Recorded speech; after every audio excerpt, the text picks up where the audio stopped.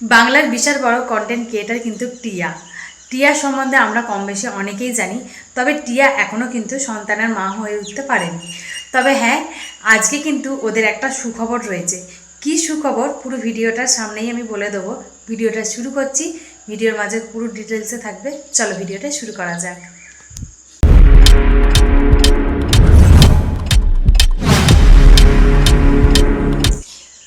একটা সুন্দর পরিবারকে টিকিয়ে রাখতে কিন্তু দুদিক দিয়েই পরিশ্রমটা কঠোর রাখতে হয়। তার জন্যই কিন্তু একটা সংসার খুব সুন্দরভাবে টেকে।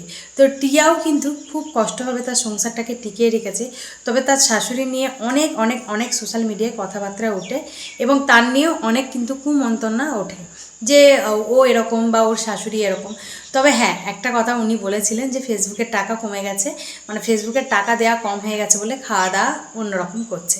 তো এই নিয়েও টিয়াকে নিয়ে বিশাল অনেক কিছু রোস্ট ভিডিও বা অনেক কিছু বানানো হয়েছে। তো যাই হোক, কিন্তু তবে হ্যাঁ, ওদের আজকে কিন্তু একটা সুখবর আছে। সুখবর এবং সুখের দিন মানুষকে খুব উৎসাহ বাড়ায় আগের দিনগুলো সুন্দর মুহূর্ত করে কাটানোর জন্য। তবে সুখের দিনটা কি সেটা অবশ্যই তো ভিডিওর মাধ্যমে বলবো। তবে হ্যাঁ, ওর শাশুড়ি মা, ও কি পারতো না শাশুড়ি মাকে ছাড়াই সমস্ত কিছুটা করে, কিন্তু কেন করে এবং কিসের জন্য করে হয়তো আমরা কম বেশি জানি না। সাংসারিক টুকিটাকি প্রবলেম সবাইয়ের মধ্যেই থাকে কম বেশি। তবে কেউ সোশ্যাল মিডিয়ায় সেগুলো আনে, আবার কেউ সেগুলো আনতে চায় না। তবে ব্যক্তিগত মতামত থেকে টিয়া কিন্তু অনেক কিছুই ওর শাশুড়ি মায়ের নিয়ে বলে এবং শাশুড়ি মা হয়তো অনেক কিছুই বলে। তবে এগুলো ভিউসের জন্যই আমার মনে হয় পার্সোনালি। তবে দুজনের সম্পর্ক কিন্তু খুব মিষ্টি। তবে টিয়া কিন্তু এখনও মা হয়ে উঠতে পারেনি। মা হয়ে গেলে তবে কি নতুনভাবে কি আরও একজন ওদের মধ্যে আসছে। চলো বলে দিই তাহলে কি সুখবরটা এটাই যে ওরা একটা নতুন গাড়ি কিনেছে। সবাইরই আমাদের কম বেশি শখ থাকে একটা সুন্দর বাড়ি এবং তারপরে ছোট্ট একটা গাড়ি হবে নিজের।